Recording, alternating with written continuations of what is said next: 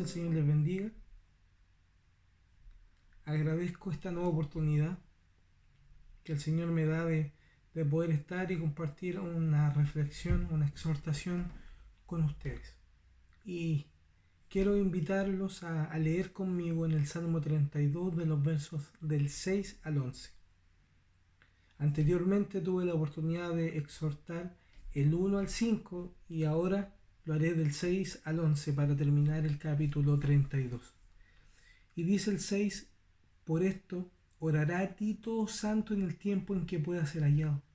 Ciertamente la inundación de muchas aguas no llegarán estas a él. Tú eres mi refugio, me guardarás de la angustia, con cánticos de liberación me rodearás. Te haré entender y te enseñaré el camino en que debes andar. Sobre ti fijaré mis ojos. No seas como el caballo, como el mulo sin entendimiento, que han de ser sujetados con cabestro y con freno, porque si no, no se acercarán a ti. Muchos dolores habrá para el impío, mas el que espera en Jehová le rodeará misericordia. Alegraos en Jehová y gozaos justos, y cantad con júbilo, todos vosotros los rectos de corazón.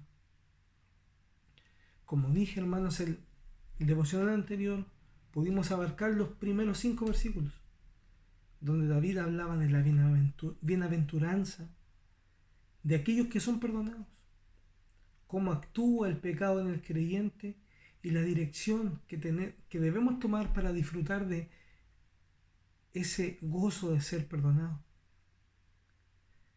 Por lo tanto, hermanos, alguien que ha sido perdonado y ha gustado el perdón del Señor, no escatima, hermanos, en compartir con aquellos que aún no lo son la dicha que se siente recibir el perdón del Señor. Y cuando recordamos, hermanos, la historia de aquellos hombres que acercaron a su amigo y lo introdujeron por el techo de una casa para que Jesús lo pudiera sanar, vemos cómo ellos, al ver que Jesús sanaba, ¿verdad?, a muchos, ellos también querían que su amigo fuera sano, que su amigo pudiera recibir el beneficio de la sanidad. Recordemos que en esa instancia, lo primero que Jesús hace antes de sanarlo es perdonarle sus pecados. Pero la idea es el patrón, hermanos, que se repite una y otra vez en toda la vida. Cuando sabemos de algún beneficio, un beneficio estatal, un beneficio en el trabajo, algo que pueda ayudarnos, también lo queremos compartir con otras personas para que esas personas también puedan ser beneficiadas. Y es esto, hermano, lo que hace David en este verso 6. Él nos exhorta que de la manera que él ha sido perdonado, nosotros también busquemos el perdón por nuestros pecados, para que a nadie lo ahoguen las aguas profundas del pecado. David, hermano, en el verso 6 y 7, él nos dice: para que todo santo ore a ti en el tiempo en que puede ser hallado. En David, hermano, Dios da un verdadero ejemplo de misericordia, y David lo sabe. Por lo tanto, él sabe y exhorta que no solamente él, sino que los demás que han pecado necesitan ser reconciliados con el Señor. Por lo tanto dice que ore todo santo en todo tiempo en que él pueda ser hallado. Y esto es importante, hermanos, porque el tiempo es limitado. Siempre nos decimos: no, mañana me arrepentiré, mañana estaré mejor de ánimo quizás, y bueno, ahí tendré ocasión para pedir perdón. Pero ese no es el razonamiento, hermanos, de un verdadero cristiano. No, hermanos. Si has pecado, hoy es el día. Hoy hay remisión de pecados en Cristo. No tienes la vida comprada. Yo no tengo la vida comprada. Y debemos ser diligentes en esto. La vida no es tuya, no nos pertenece. Por lo tanto, David dice que ahora, que todo santo ore. Por lo tanto, hermanos, David está presuroso, diligente a que su audiencia también pueda hacerlo y pueda confesar sus pecados. Porque, hermanos, él nos habla de su experiencia. Aquel que no confiesa sus pecados, tema, tema, tema al Señor a quien le ha fallado. Y quizás cuestione en realidad su cristianismo.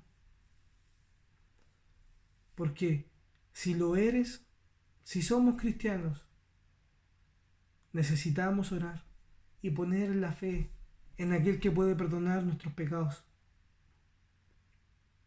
Ahora, muchas veces, hermanos, no queremos confesar el pecado por el orgullo, por la vergüenza o quizás por no exponernos a los demás.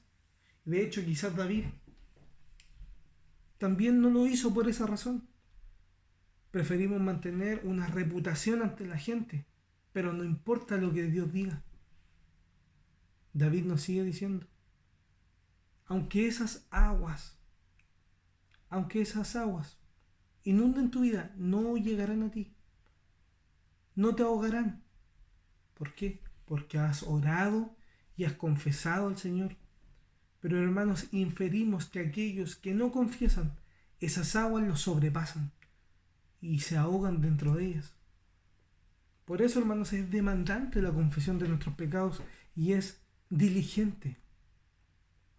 Y aunque quizás seremos expuestos a la burla, a la vergüenza, ¿qué importa, hermanos? ¿Qué importa? Muchas veces cuidamos tanto nuestra reputación, pero hermanos, ¿qué importa? David en 7 dice que el Señor es nuestro refugio. Otra versión dice, Él es nuestro escondedero. Él es, hermano, quien nos preserva. Él es quien nos sostiene cuando hemos fallado y hemos caído. Dios es nuestro refugio. Y es hermoso, hermano, lo que dice. Dice que cánticos de liberación me rodearán. El Señor nos bendiga. Cánticos de liberación lo rodearán. ¿Por qué? Porque ha confesado. Muchas veces le tenemos tanto miedo, hermano, a la confesión. Ahora David en el versículo 8, él dice, te haré entender y te enseñaré el camino en que debes andar. Recordemos algo, hermano, David está inspirado por el Espíritu Santo. Y ahora quiere hablar de una manera más precisa, más puntual, aludiendo individualmente a cada creyente que ha extraviado su camino, mostrando y enseñando cuál es el camino en el que debemos andar. De otra manera, él dice, aprendan de lo que yo viví, aprendan de lo que a mí me pasó, no extravíen su camino. Si han pecado, no encubran sus pecados como lo encubrí yo. Confiésenlo al Señor, Él les perdonará. Él está presto a perdonar. Y esto, hermanos, es importante porque cuando pecamos contra el Señor a veces nos sentimos tan mal y pensamos que no somos dignos de la gracia del Señor. Y es verdad, por nosotros mismos no, quizás no lo somos. Pero hay un camino, hay un sacrificio, hay uno que ha sido justo. Y hay una garantía de su sacrificio por nuestros pecados, hermanos. Por lo tanto, acerquémonos al Señor. Acerquémonos al Señor. Él no despreciará un corazón contrito y humillado. David dice, ese es el camino en el que debes andar. Y él hace como una especie de supervisión y dice, mis ojos estarán sobre ustedes. Hermanos, y esta insistencia de David, y esto es lo hermoso de estos salmos, hermanos, esta insistencia de David de exhortar a otros y decirle, vengan al Señor, arrepiéntanse, confiesen sus pecados. Lo vemos, hermanos, en el Salmo 51. Y David hizo un voto en el Salmo 51. Recuerda que el Salmo 51 escribe anterior al Salmo 32. Y en el Salmo 51, 12, 13 dice, vuélveme el gozo de tu salvación y espíritu noble me sustente. Y dice, entonces enseñaré a los transgresores tus caminos y los pecadores se convertirán a ti. Podemos ver, hermanos, que la insistencia de David a que nos arrepintamos y que disfrutemos del perdón del Señor es, hermanos, un voto que Él ha hecho. Y si nos detenemos aquí, hermanos, ¿qué es importante? Porque muchas veces, hermanos, queremos compartir con otras personas quizás beneficios, como lo hablábamos al principio, quizás banales, pasajeros, que nada tienen que ver con este mayor beneficio de confesar nuestros pecados y arrepentirnos. Es glorioso, hermanos. Él se ha comprometido a enseñar a otros acerca del perdón que hay en el Señor. Por eso la insistencia, hermanos, de David. Ahora David, hermano, en el 9, ya nos marca un camino. Ahora nos enseña otro camino, que es un camino muy negativo.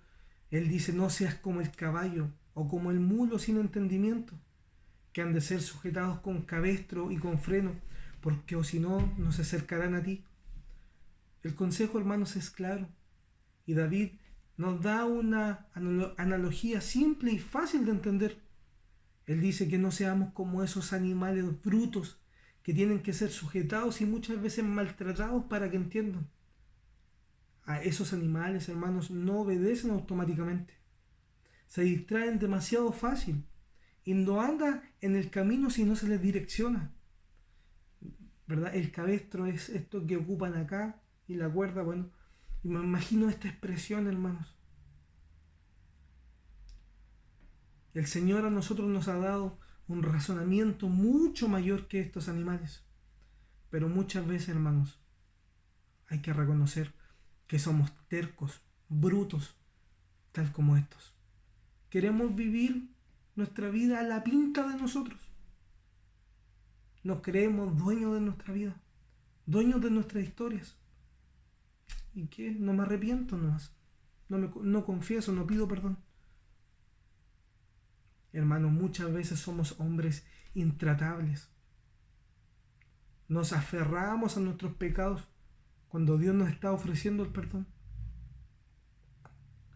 Pero ¿qué creen? ¿Qué creen, hermanos, que Dios hará cuando nos encuentre de esta manera intratables? El versículo 10, David dice, muchos dolores habrá para el impío. ¿Qué esperamos? ¿Cómo esperamos que el Señor nos trate cuando somos duros, tercos? El dolor quizás nos rodeará, pero el verso 10 sigue diciendo, mas el que espera en Jehová le rodeará la misericordia.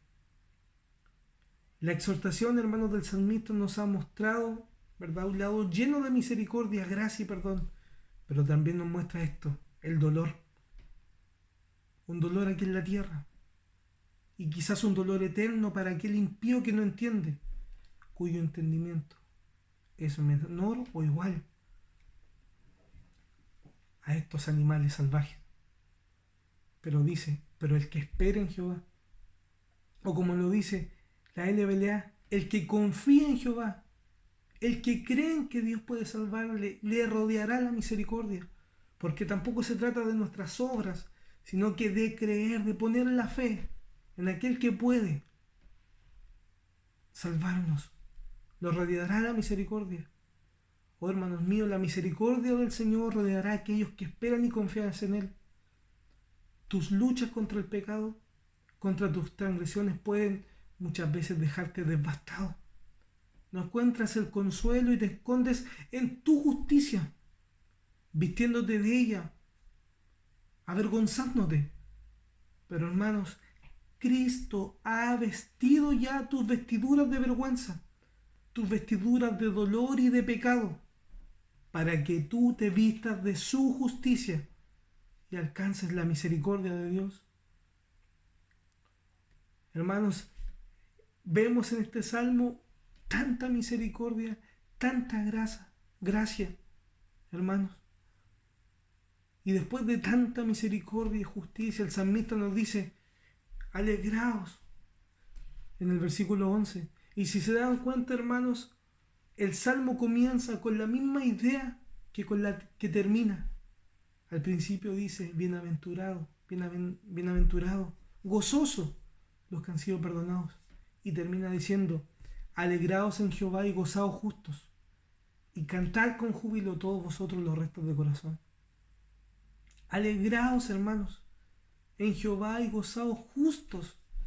Y alguien podría decir, justos, pero si el justo es el que practica la justicia.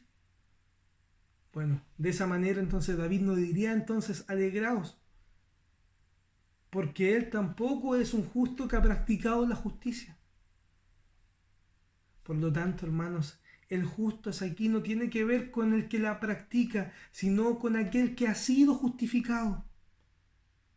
Aquel hombre que ha confesado su pecado y ha recibido el perdón, hermanos, puede vivir una vida llena de gozo y júbilo. Este ha sido justificado.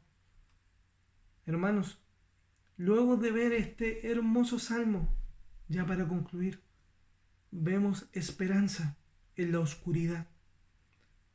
Y siempre se trazan dos caminos. Uno es esconder tu pecado. Está bien, que nadie lo sepa. Guárdalo para ti. No se lo digas al Señor, pensando quizás que es la única opción que tienes. Pero hay otro camino que el salmista también nos muestra, y este es acercarte al Señor, confesar tu pecado y esperar en el perdón del Señor. Hermanos, este salmo quizás no menciona el Evangelio, pero es un salmo que está lleno de él. Hermanos, por nosotros mismos somos justos, no lo somos, pero somos tratados, hermanos, como justos, como rectos de corazón, porque hubo uno que fue tratado como un pecador por nuestros pecados. Cristo, hermanos, quien se vistió, como lo decía, de nuestro pecado, de nuestra vergüenza, y nos ha vestido a nosotros con su justicia. Hermanos, aquel que se acerca a la cruz y se aferra a ella, lo rodeará el perdón y la misericordia. Confesemos, hermanos, al Señor nuestros pecados. Confesemos, arrepintámonos y alegrémonos, gocémonos. Que el Señor les bendiga, hermanos.